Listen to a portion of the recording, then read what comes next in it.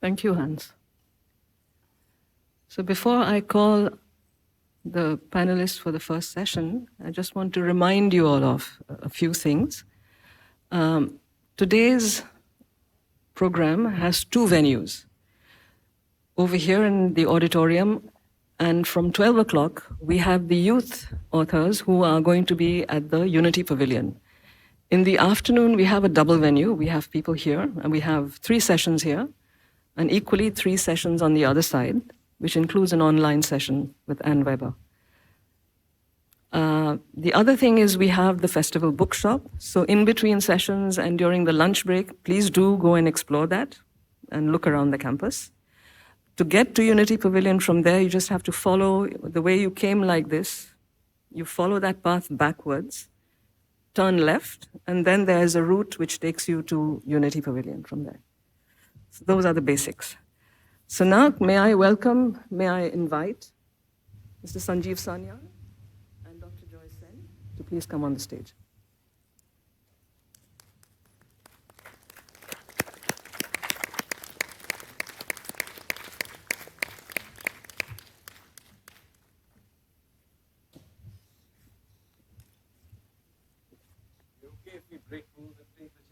If you like. You'll have to carry your mics then also. Too far back, yeah.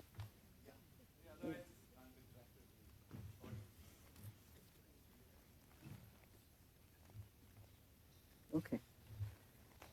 So that sounds like a good start. All right. So let me introduce you. Some of you already were introduced to Dr. Sanjeev Sanyal yesterday, but for those who were not here, let me just repeat a little bit. So Sanjeev Sanyal is currently a member of the Economic Advisory Council to the Prime Minister, the EACPM. He was the principal economic advisor to the Finance Minister till February 2022 and the co-chair of G20's Framework Working Group. Prior to joining the government, he spent over 2 decades in financial markets and was global strategist and managing director at Deutsche Bank. He was awarded the Eisenhower Fellowship in 2007 for his work on urban dynamics. In 2010, he was named as a young global leader by the World Economic Forum in Davos. Sanyal is the author of a number of best-selling books, including Land of the Seven Rivers, The Ocean Churn, India in the Age of Ideas, and the Indian Renaissance. The book in discussion today is the one I'm holding up. It's called The Incredible History of the Indian Ocean, and it's there in our bookshop. So please go and check it out. And in conversation with him is Dr. Joy Sen. I'll give a brief introduction to him because he'll be on another session afterwards. So Dr. Joy Sen is an Indian architect, an urban planner, and a professor at the IIT Kharagpur. He's the author of Sustainable Urban Planning, a Systemic Approach, and The Aryan Invasion That Never Was. So with those 2 books, which is the reason I've put the 2 of you together, so please let the conversation flow. Over to you.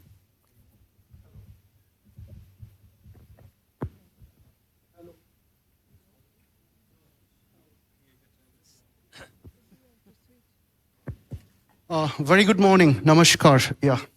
I think this is an incredible moment to have an incredible person amongst us. And to begin the show, for people who were there yesterday and people who were not there yesterday in the dinner at Atithi Griha, today is Sanjeev's birthday. And it's the month of August, which makes the whole event all the more August, all the more benign, to look at a topic which is absolutely fantastic. I met Sanjeev almost a decade back. This was 2013. I was the Friends of the Students, being the in charge of the Students' Gymkhana at the Indian Institute of Technology, Kharagpur. And Sanjeev was invited by the students, though he's an economist, to speak on India, on Bharat. So I never had any idea about him. I was invited there. I made 2 mistakes in spelling his name on stage. So I'm still correcting my ideas about him. And then I was absolutely taken aback by the depth and the breadth of his knowledge with which he was, moving in the auditorium. That's his style. He's not very comfortable on chairs. Yeah. So it's absolutely incredible. And what I'd like to ask you, Sanjeev, and the little that I know of you, despite your wonderful background as an economist and looking at the financial wealth of India, its surges and propensities to the various corners of the world, the current aspiration of the government of India, and you're right there. I see you in so many fronts. But you're looking India just not at the economic level, but also at the socio-economic level, and also at the socio-cultural level. And then you're looking at the spatial geographical level. And then you're going furthermore. I think the people who are there in your inaugural speech yesterday, they've got a feel of that. And my students, carry copies of your book. Yeah, I have about 10, 12 doctoral scholars. Each one of them have a copy of The Land of Seven Rivers. So when you put these three books side by side, The Land of Seven Rivers and then The Ocean of Churn, where you look at the whole Indian Ocean as a sleeping leviathan, surging with all its aspiration, just not over a few years, but over hundreds and thousands of years. And then we see this book, which is the incredible history of the Indian Ocean. This is absolutely fantastic. We'd like to know from you, what gave you this search to look at India from this angle? Then I'll hop on with more detailed questions. So thank you, Joyda. So the point you were making is that there is obviously a whole bunch of things I do and outside of what may be a siloed job as an economist. And I think the reason I do this is that in my head at least, the world does not function in any silos. These are simply conveniences, pedagogical or administrative conveniences that we have imposed on ourselves. Mm-hmm.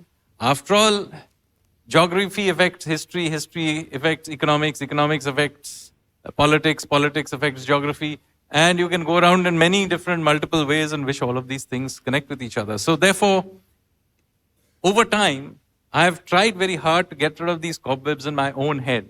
And I found it a very fruitful way of looking at the world, because then, first of all, the world becomes a much more interesting thing to explore rather than something in a very narrow silo. Yeah. Secondly, it allows me to do interesting things in terms of exploring various angles. So, for example, right. Indian history is impossible to understand unless you understand the linkages India had with other parts of the world. Mm-hmm. Its cultural linkages, its economic linkages, right. Movements of people. Right. So the coastline that we are on right now, of course, we are right next to Pondicherry, which is itself outcome of maritime linkages. But this entire coastline is like that. Mahabalipuram is what? It's a port. It's a port of the Pallava period. Down the coast, you have Nagapattinam. That's the port of the Chola period. And very recently, you have the Pompuhar, which is Pompuhar is of the even earlier Sangam period. Yeah, it's something like 7000 BC. Arikamedu, which is from the Roman trade period. Right. So this entire coastline has been at the forefront of many linkages with the rest of the world. Yeah. And also, and this is why it's important, geography and climate change are an important part of this. This coastline, although it's been this active, is not the same as it has always been. So remember that this coastline you see is a living coastline. The shape of this coastline is continuously changing because the currents that move along this coast is carrying sand and soil and silt all along. And in fact, one of the problems is for those who build ports and things and infrastructure here, whenever they build a port, behind that port you will get a huge accumulation of sand, and therefore it suddenly becomes a beach. And there may have been a beach above it, north of it, and that will suddenly disappear because of this nature of this thing. And this is not something new. This happens all the time. So, for example, Mahabalipuram, as you see it today, is a small fraction of what the Pallava period built. So there were 7 temples of in Mahabalipuram, of which only the shore temple is the only living one that has survived. So, For a long time, people thought that the other 6 temples were just a myth. Till the tsunami that happened, I think it was in 2001, Right. where the water suddenly withdrew. And suddenly you could see these huge stone structures out at sea. And of course, it collaborated what the fishing folk had been saying for years, that, in these areas, don't go and fish because your net will get caught in something. It's right there. in It's shallow. So this living nature of the landscape we live in, the living nature of our civilization, the living nature of the economy, and all their interlinkages, this is really what fascinates me. It's a fluid thing that we are living in. It's not a fixed thing. Absolutely. I mean, I really got fascinated by your understanding of genetics on the one hand and your understanding of geosciences on the other hand. And that's something common in all your writings. So when I have a look at this book and the other 2 books, which is the Ocean of Churn and the Land of 7 Rivers. So if you come in the reverse fashion, you come from the inner geography of the sacred landscape of India, and you come to the coastline, and then you hit the ocean. Now, this is absolutely remarkable, and you have said that a number of times. I mean, here is an ocean which is named after one single country, if you call that a national space. The only one. The only one. And you have also said that here is an ocean which was created and recreated over many ages of geoscience. And here is a country which was named, or it was naming other portions of the world, like the East Indies in the Asia Pacific and the West Indies in the Western Atlantic. That's after the fall of Granada. That's 1493. I'll come to that a little later, but what I want to come to right now is that I think a lot of people out here, the young stars, that's there in your book. It's much more in your Ocean of Churn. Is that absolutely gorgeous history of, the Gondwana, which has been mentioned, the 2 continents, mega continents of Laurasia in the north and Gondwana in the south. And if there's, again, one country which has a bit of share in both the supercontinents, the absolute north of India and the absolute south of India, it's again India. So, why did you take that start? I know why you took, but I want to hear a little more from you. That's a very interesting start in these 2 books of yours, The Ocean of Churn and this book. By the way, just so that you know, they are the same book. Yeah. The Incredible History of India's Geography is just the young adults version of the Ocean of Churn. So Sure. they are not different books. I don't know if the Ocean of Churn is also available, but that is the more adults book, so to speak. Yeah. Anyway, the reason I like starting with long history or long prehistory, going back hundreds of millions of years, is because, as I said, the landscape in which all of this history happens is important. It is both changing and unchanging in different ways. Right. It is changing in the ways I described, the coastline keeps changing, but it is unchanging also in some very interesting ways. For example, the Indian subcontinent is quite interesting, that it is actually it's a continental unit, and was true even at the time of the dinosaurs. Yes. When it broke away from Africa, and it was wedged between Africa and Australia, and it broke away, and then it moves upwards over tens of millions of years, and then smashes into Australia, as a result of which it pushes the Himalayas up. And this unit, as a result, has these geological features which are very important for understanding Indian history. For example, as this subcontinent moved northward, it moved over the Reunion, where the Reunion Islands and all are today. And then at that time, even today, there are these volcanic things underneath. And so as it was floating above it, you had these volcanic eruptions that push up the Deccan Plateau. And so the Deccan Plateau is very much a part of this movement. And then it smashes into the Asian plate, and it pushes up the Himalayas. And then, of course, the rivers come and go. So, for example, there is a river Saraswati. It is very important in our early history. It's mentioned repeatedly. The Vedas are all going on about this great river called the Saraswati, but it doesn't exist today. Yeah. We have some remnants of it. But the reason I wanted, therefore, to do that is, especially since we live at a time of climate change, to say that, look, today maybe the climate change we have has a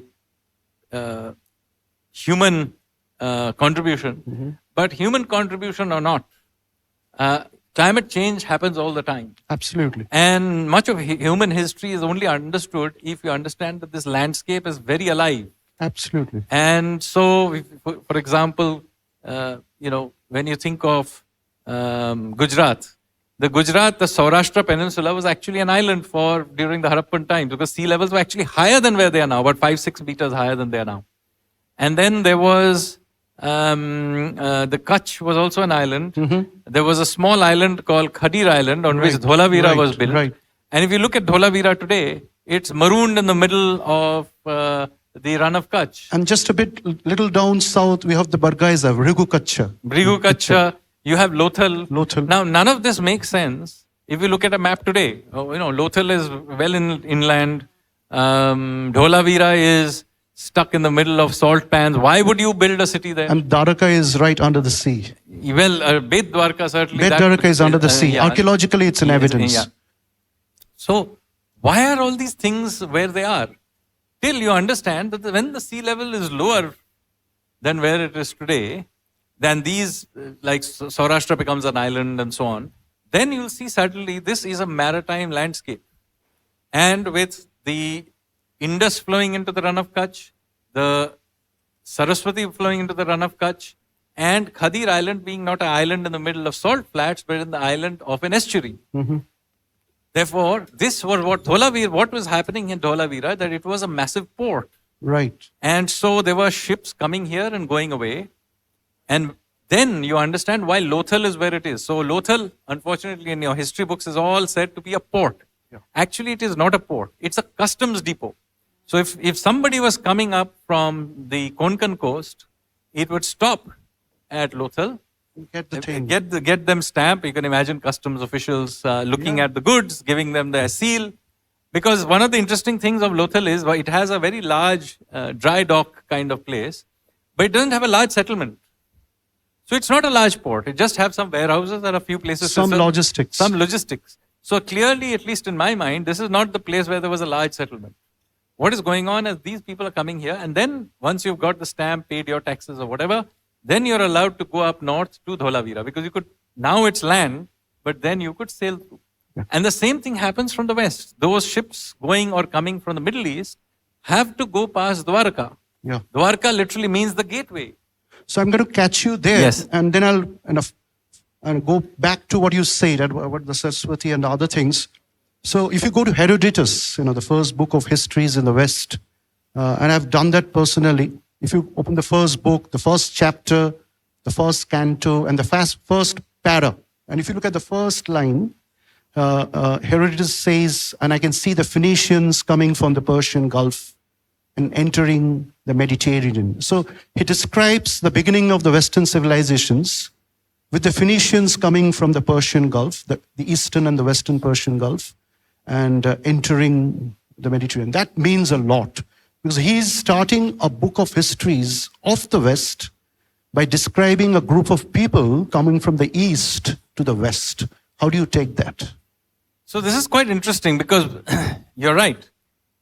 The entire understanding, the ancient Greek understanding of their history of their part of the world starts with these people called the Phoenicians, who come from somewhere in the East. And they mention the Erythraean Sea. So Erythraean Sea, remember, literally means the Red Sea. The Red Sea. But that was a generic term for oceans to the east of themselves. So anything from the Persian Gulf, the Arabian Sea, the Red Sea, what is still called the Red Sea, that entire bunch of bodies of water were known as the Erythraean Sea. So he says from somewhere in the east, these people called the Phoenicians who come, and what they do is they come and they have lots of new technologies. One of them is writing, and by the way, phonetics and much of the Egyptian not the Egyptian, but the Greek and other alphabets, and then derived from the logic of the Phoenicians. The alpha. But the most importantly, from our perspective, they bring these maritime technologies, and the Phoenicians are the first, at least in the Mediterranean, the first great maritime power, you can say. Right. And it is fascinating that they bring this technology from the Erythraean Sea, from the east. So one can speculate, of course, but it is quite possible whoever these people were, they were already partaking in the huge amount of trade that was happening in the early Bronze Age between India and the Sumerians, and generally with Mesopotamia in general. And so it is possible that at least part of their knowledge came from that trade activity. But then they do something also which is remarkable after having moved there. Because they came from the east, and Herodotus mentions, they were very comfortable with sailing in the Indian Ocean world, which was not true of any other Mediterranean power. They were all scared of this big ocean and so on. The Phoenicians then decided, for whatever reason, that they were going to sail around Africa. Yes. So this is happening thousands of years before Vasco da Gama, right?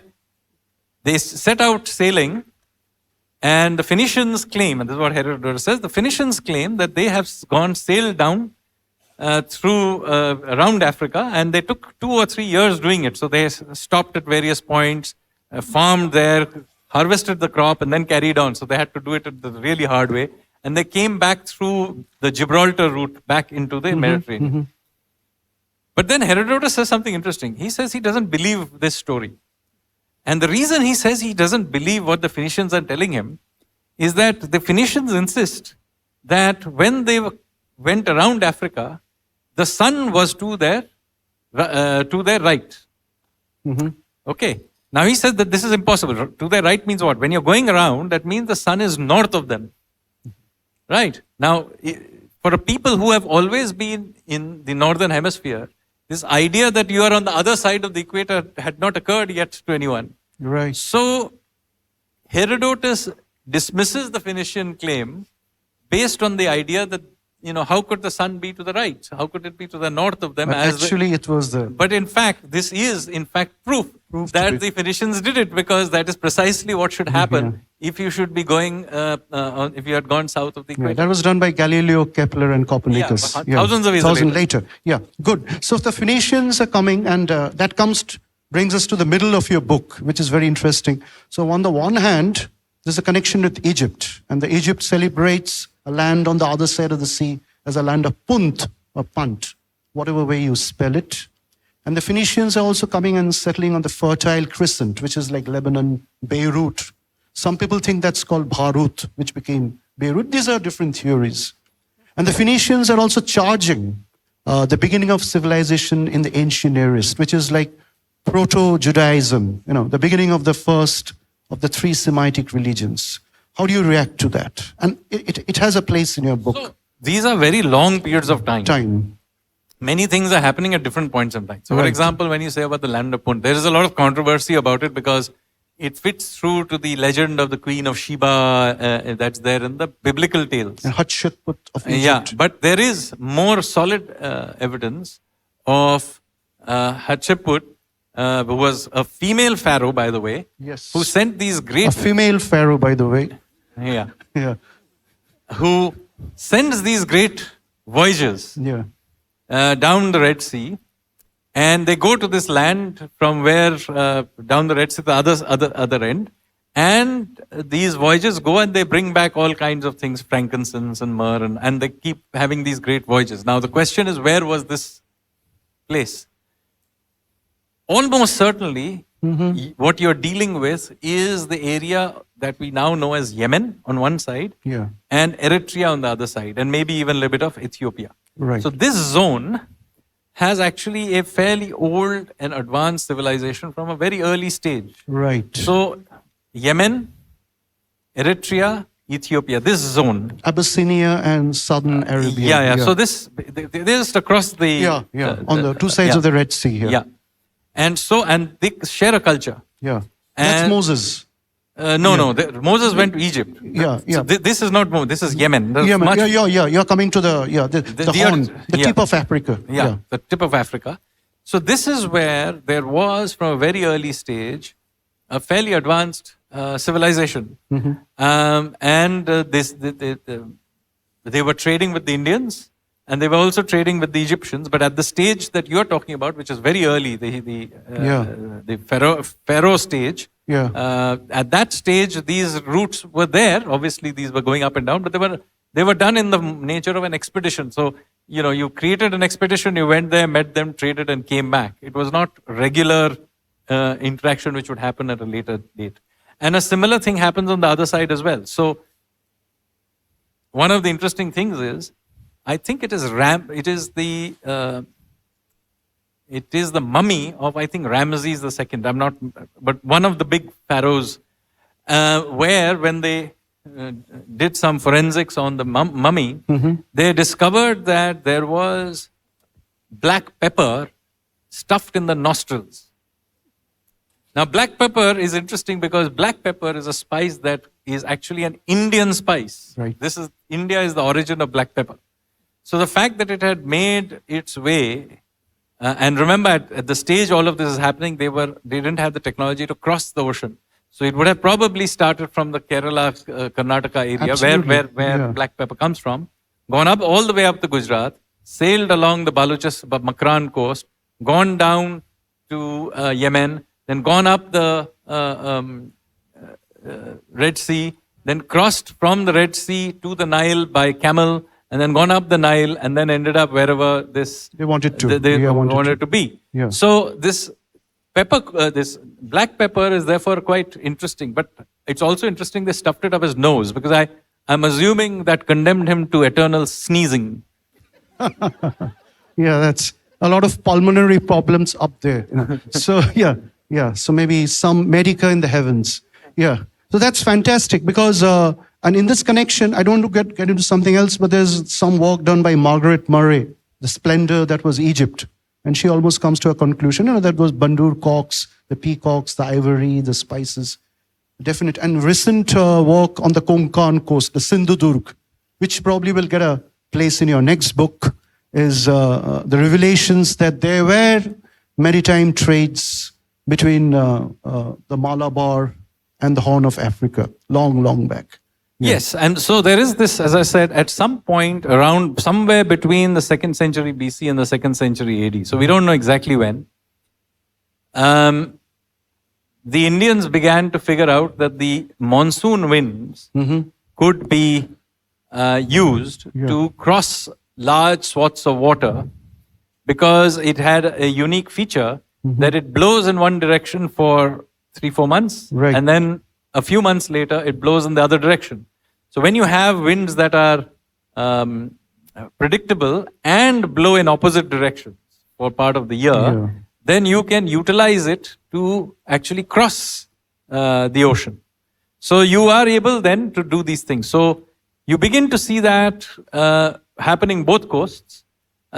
You see, for example, the original way in which the Indians used to sail to Southeast Asia, for example, they would actually do it the hard way. They hug the coast.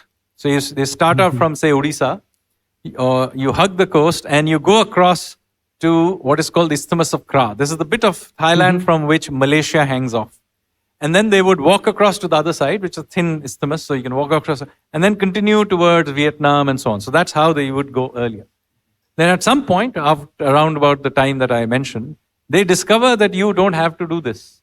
And what you can do is that during the winter monsoons, you can sail down south using the wind all the way to Sri Lanka.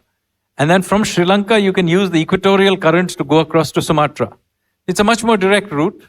Right. You don't have to get off your ship and cross anything. Right. And then what happens is that, and it takes 3 months to do this. So you start off, say, in mid-November in Kartik Purnima. So 3 months later, you reach Sumatra, Java, wherever you want to reach. And then you hang around from February or thereabouts till May, June, when the wind shifts the other way. So you use the counter current to come back, and then you use the current, winds are blowing from south to north, and then you use that to go back up. So this same thing happened on the other coast. So you can use the winds, the monsoon winds to come in. So that's affordable maritime economy. Yes, and it allows you to cross. Now, this ability to do this in the Greek tradition, it is said that a Greek mariner called Hippolus Right. discovered it. I would be surprised if it was Greek, because the Indians were, first of all, very maritime active, and they were already doing this on the eastern coast before the western coast really got going. So likelihood is that it was discovered much more by the Indians. But anyway, in the Greek books, it is said that a mariner called Hippolus discovered this thing. Yeah. But what it did do is that it dramatically opened out the amount of trade that was going back and forth on both coasts. Right, right. And so you have this huge amount of trade. It is said that 120 ships, Roman ships in the 2nd century AD, would make an annual voyage to India, and a similar lot of ships would go back. And then the Roman emperors were crazy about Indian products, especially the Roman empresses. Yes, they were wearing these Indian clothes. Yeah. They With were the bindi. Indian spices, all kinds of other things. But very interestingly, they were also crazy about Indian soothsayers. Yeah. So yes, so it was very fashionable if you were wealthy Roman aristocrat. And this is a time where I'm going to catch you because you're very strong there. And this is the time of Ashoka, or a little bit of post-Ashoka in India. And perhaps he's sending his missionaries in different parts of the world. And there's a chunk of that missionary which reaches Antioch, Antica, whatever you call it, Alexandria or Alexandria, and many other places. So there are people going back and forth. Yeah, so back and forth. remember, this is not a few people going and Yeah, there are hundreds and hundreds of There are them. hundreds and thousands of people. Some of them are coming, they are settling there, they are marrying local women, they're having kids, then they're coming back, doing all kinds of things. And in fact, this has a very interesting impact on the socio-cultural nature of these coastlines. Also religion, Buddhism, Religion, and Christianity. also, yes, and also matrilineal societies. Absolutely. So, for example, on the west coast of India, you have this culture that the men were always circulating because they're going, then 2 years later coming back and going. So what happens is that property rights begin to get fixed to the women because they were the people who were going to hang around. That's Egypt also. Yeah. You see that in many places. You see that also in Cambodia. Right. And so you have matrilineal lineages rather than patrilineal lineages. And this continues to modern times. So there are communities like the Bants, the Nayars, who are matrilineal to this day. That the property passes through the female line. Yeah. So it has all kinds of socio-cultural impacts. Yeah. Okay, so now we come to the middle portion of your book. It starts getting even more interesting, and the people are moving, up and down, as you say. The huge settlements, and the West is getting exposed. The West is getting exposed to the East, and the East is getting more exposed to the West. And this is the time the Phoenicians, whatever they are becoming the Moors, the Moorish people. They're going to Berber, as you say, Tunisia, Marrakesh. And I'm getting a bit into religion, and then a third religion is formed on the tip of Arabia, and that takes full advantage of the maritime connections. Like within 50 years of the Prophet, it reaches Iberia, which is Spain and Portugal, and they also reach Kerala. So they're building 2 mosques in 2 different corners of the world at about 50 years from the Prophet of Arabia. And then Islam takes over Europe, especially the Emirate of Cordova. And then the Sabians, who are very well described in your book, opens up a new chapter of history, and a lot of things from Asia, the culinary habits, the dress habits, the pajamas becoming pants, and so on, the music, even the Starbucks, the making of the coffee. Yeah, they all rich. Mocha is actually a real yeah. place. Yeah. In Arabia, people don't know this. Yes. Mocha is a real place. So you take over. Yeah, we want more from you. Okay. So what happens is that there's all this trade going on. Yeah. And by this time, by the way, we have reached the medieval period. Right. And so you have all this trade going back and forth. And do remember that there is also geopolitics happening, trade is happening, exchange is happening. And a very important group of people who participate in this are the Hadramawut, who, by the way, are Yemeni. Now, Yemen today is a very poor, impoverished place in the tip of Africa. And, we know it mostly for various kinds of civil wars that go on there forever. But in fact, Yemen was really the hub of civilization for very long parts of world history. Sabians. Sabians, the Hadramawut, and all these people. And many of these voyages that are being done by them. And similar thing is happening even with the Arabs of the Persian Gulf. Right. So there are all these people. So when you have Sindbad's stories, Yeah. do remember that while Sindbad as a person may be mythical, it tells you about a culture of trade. So there were people sort of like, Sindbad is based on real people who were doing these voyages. Okay. And of course, these people would come back with these tall tales. So what the Arabian Nights was doing is many of these tall tales were all kinds of tall tales that sailors have throughout history told tall tales about the places they visited over a drink in a tavern. So really think of Sindbad, the Arabian Nights, the Sindbad section is really a agglomeration of these tall tales. I think it's working. These tall tales told by sailors. Yeah. And Sindbad, of course, mentions many times voyages to India. So this is an important part of the back and forth that is going on of this. But of course, there was a dark side to all of this. And this is slavery. So again, much is made of the Atlantic side slavery. But in fact, there was slavery in the Indian Ocean world as well. And the Yemenis, but interestingly, the Omanis, were very big slave traders. And they were taking African slaves in a very systematic way, so much so that Zanzibar, which is now part of Tanzania is actually a combination of Tanganyika and Zanzibar. That's how it becomes Tanzania. The Z comes from Zanzibar. Zanzibar is an island. You have a new IIT there. You have a new IIT there. So Zanzibar was till 1962 ruled by the Omanis. And it had a large Indian population. And by the way, Freddie Mercury was born there, just in case you want to know. But he was Freddie Farkunde Balsara. Balsara is a surname, actually. Yeah.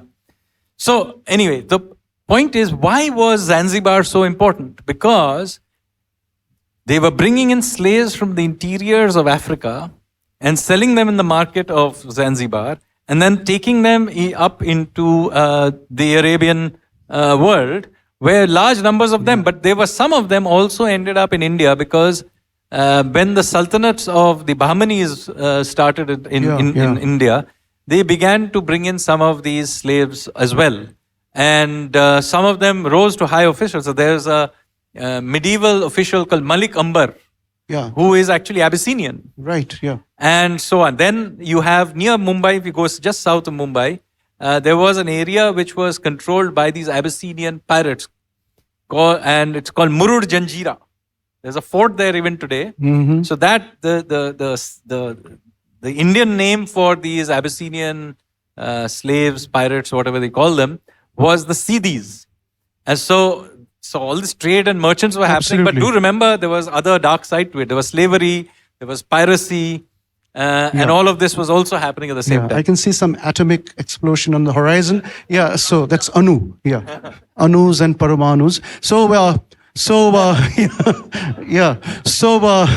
That brings to the last canto of your book, and it gets even more interesting, and it's going to be even more interesting in the coming 2-3 centuries.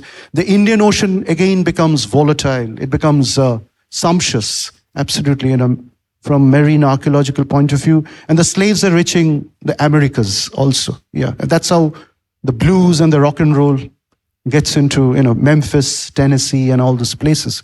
So.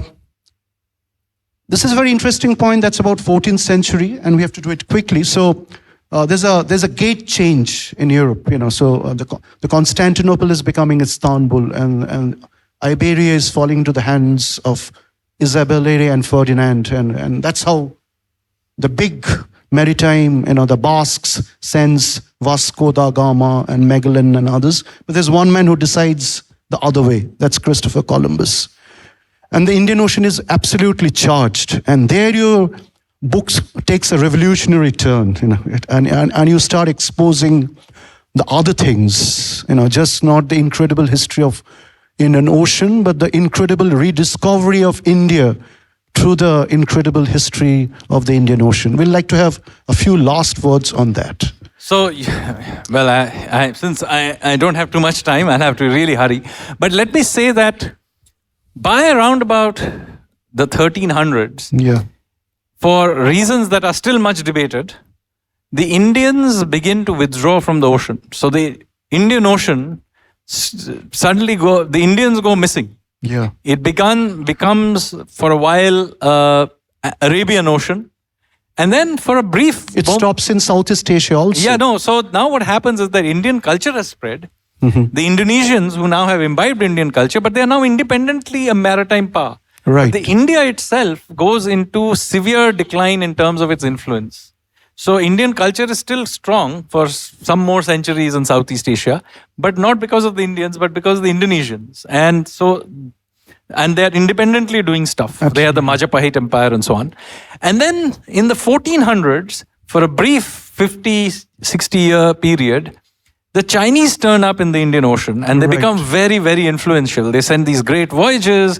It's politically powerful, economically powerful, and has enormous influence in the Indian Ocean. There is a eunuch general or admiral called Admiral Zheng He, who comes and does these gigantic voyages. And some of their ships would have been large even by modern standards. I mean, they were many times larger than Columbus's ships, for example. And so he does this. And if you had been in 1440, let's say, if you had been a international relations PhD writing about who is going to dominate the world, you would have almost certainly bet on the Chinese. Yeah, the Sinosphere. Yeah, he would have said the Indian Ocean world, the Chinese technology was far ahead of everybody. Their maritime capability was far ahead of everybody. Their military capability, technology, everything was far ahead of everybody. So they were certain, you would have been certain that the Chinese are going to dominate the world. It's not going to be gunpowder itself. Yeah, they had everything. Everything. Now what happens, interestingly, is that the emperor changes. Right. And you get a new emperor comes to the throne of China. And he comes to the throne backed by the Mandarin bureaucrats, who are Confucians, and they are very suspicious of the eunuch lobby in the court, which controls the navy. So because now looking at their rivals, the eunuchs, who are Admiral Zheng He was a eunuch. So what do? What good bureaucrats will do with their rivals? They switch off the money and they suppress all the records.